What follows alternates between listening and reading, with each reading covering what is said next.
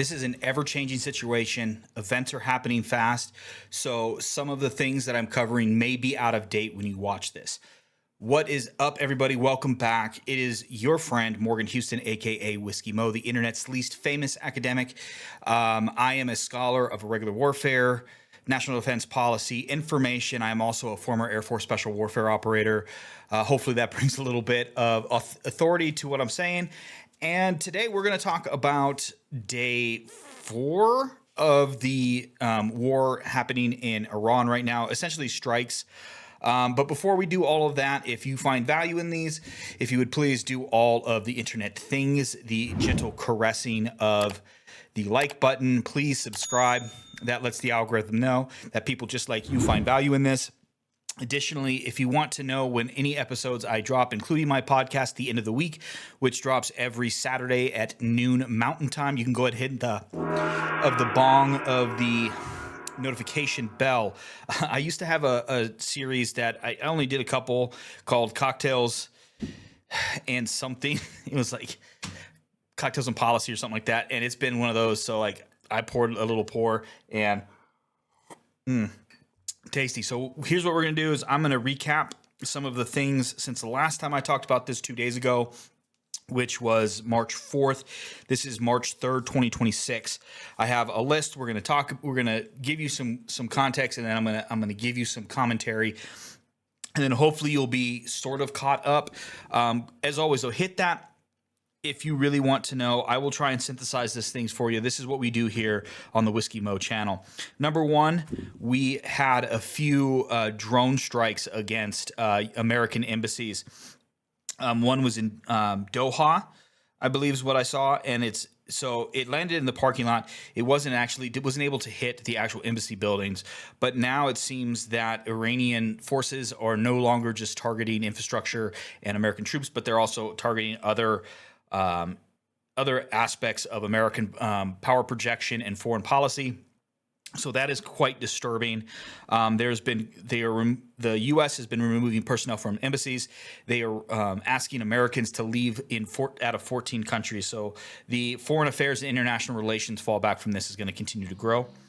Next, we have a little bit of disunified and disjointed rationale being given to us by the administration.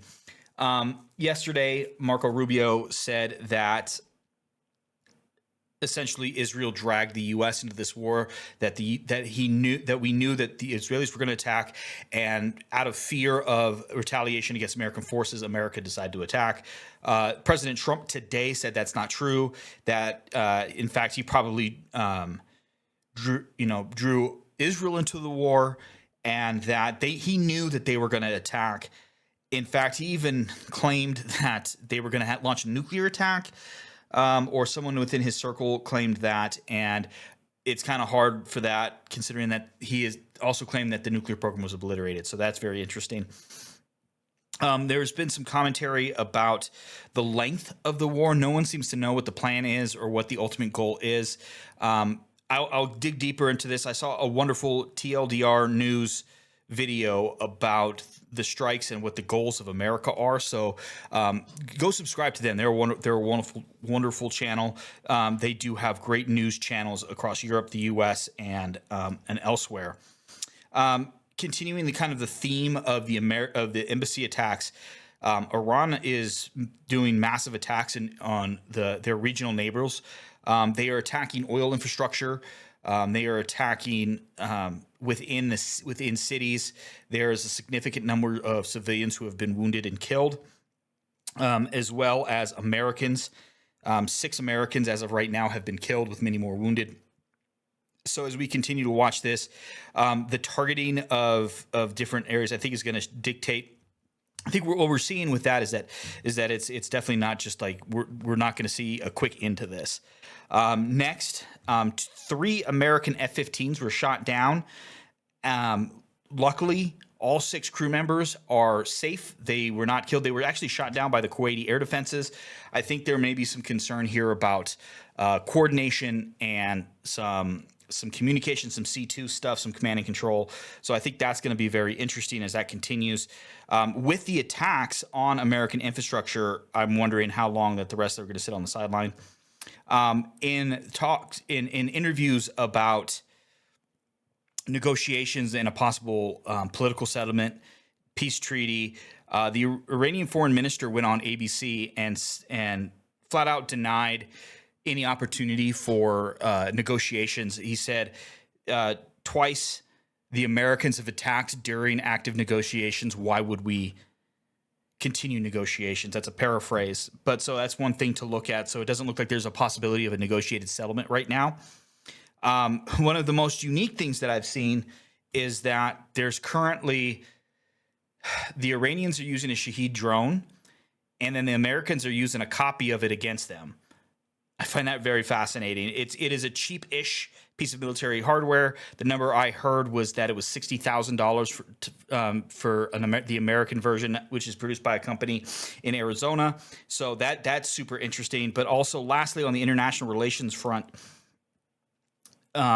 the president has announced that he will stop all trade with Spain. Spain has disallowed the use of any of the American military bases on its territory to be used in strikes. And that's one of the unique things that people don't understand that has to happen. We base a ton of our forces in other countries, but we have to ask permission to use them for military purposes. So that I think there was a little bit of that expectation happening, which is why we moved so many naval assets, the aircraft carriers and carrier groups into the region, because that's essentially a sovereign space at sea where no one can tell us what to do with that sovereign space. So that is something that I look forward to. Interesting. And one more that I didn't put on my notes here, because the attacks from Iran have made it all the way to Cyprus. The UK has now moved warships into the Mediterranean to defend Crete, because there are a ton of British soldiers that are there, and they have been maintaining essentially a demilitarized zone between the Turkish and Greek Cypriots, who have kind of been in contentious areas for quite some time, since at least the 70s. Excuse me. So that is interesting, as now things are going to continue to escalate. I'm interested to see how the rest of the world starts to adapt to this. So a little bit of commentary here, y'all. I'm interested to see how long Iran's regional neighbors are just going to sit on the sidelines and absorb the damage of these attacks. When are we going to start seeing soon Saudi and Kuwaiti and Qatari jets flying and making strikes of their own? Are they going to start firing their own missiles? Like, this is going to if that happens, what's next? Is this the first domino to fall into something that's going to be greater? Is this still going to be contained to mostly an air war and missile strikes? I think that is the pretend. There's a big potential here for escalation if Iran's regional neighbors. And don't forget, y'all, there's an active war happening next door between Afghanistan and Pakistan. So still, we're interested to see how that's going to happen. I'm intrigued by the lack of coordination between Kuwaiti forces and American forces. The fact that something went so wrong that 3 F-15s were shot down. Really cool. There's a really cool video of some Kuwaiti nationals running up to one of the crew, a female pilot, by the way. So take from that what you will. But and she seemed to be okay, all smiles. But yeah, that's a concern as we try to integrate with our partners and allies in the region. This is why it's really important for us to maintain good relations with our partners and allies wherever they may be, despite what some in the administration would say. I think it's foolhardy to rebuff a nation for denying us permission to utilize their bases. Other nations are not going to have the same priority as ours. And I think this is a foolhardy attempt to use a bully pulpit to try and browbeat an ally into submission. If we truly are the greatest military in the world, as in the U.S., then we don't need all those bases, right? We should be able to accomplish our mission sets without them. So I think this has potential to backfire. It may not be like something super massive, like we don't get all of our manufactured goods from Spain like we do from China, which is a whole nother issue. But if this continues to be a trend and nations like, say, Turkey and Italy decide to withhold the legal authority for us to launch attacks from their country, there could be long-lasting repercussions. And I don't think isolationism is a good idea, politically speaking, when it comes to international relations. So we need to manage these allies and partners that we have. Technologically speaking, I think the uniqueness of the Shahed drone situation is one that bears watching.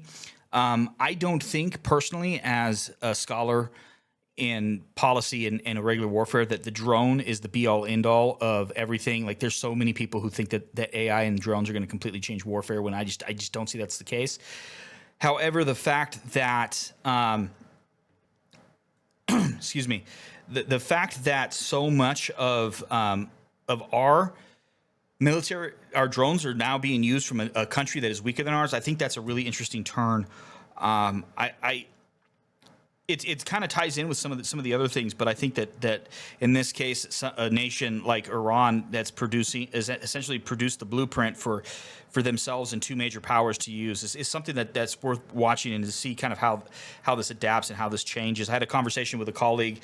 Granted, this is in a library, so that they come to me for a lot of answers, but we were talking about how this kind of ties in with some of the unique things that Ukraine was doing in the Black Sea, with the Black Sea against the Black Sea fleet of Russia. So this is going to be a very, very interesting situation that happens, and keep an eye on that.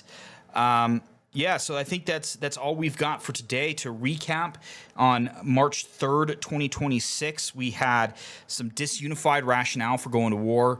It looks like some disagreement between the Secretary of State and the President. Iran had nearly successfully attacked a U.S. embassy with drones. We have some interesting expectations and happenings that I don't think that we have a full understanding of where the goal is. The regional neighbors are being attacked by Iran, mostly infrastructure and troop basing, but we'll see how that impacts the war, and if those regional neighbors decide to engage more directly. 3 F-15s were shot down. All crews were safe, but it was shot down as friendly fire. The foreign minister of Iran has stated that no negotiations will happen, and the uniqueness of Shahed drones being used by both sides, as well as a trade dispute with Spain over basing and legal ramifications. So, as always, y'all, I hope that you stick around. I'm going to try and do this every couple of days. It worked out right now. I'm kind of in between classes right now. I don't have as much going on as I normally do, so I'm hoping to keep posting some updates. Stick around for your news synthesization and commentary. If you have comments, please put it down below. I would love to engage with you and see what you think is important about what is happening. As always, if you find value in this, do all the internet things. Gently caress that like button. Let the algorithm know that you really find value in this, and that there's others out there that you think would find value as well. Hit the subscribe button. That way you will get all of my content. And then if you want to know exactly when it drops, go ahead and the notification button, that little bell, so you can get notified exactly. So stick around, keep watch. Saturday, this at noon Mountain Time, I will drop a new episode. It won't all be about the Iran war. We'll talk about some under the radar national security stuff. And until next time, y'all, be well.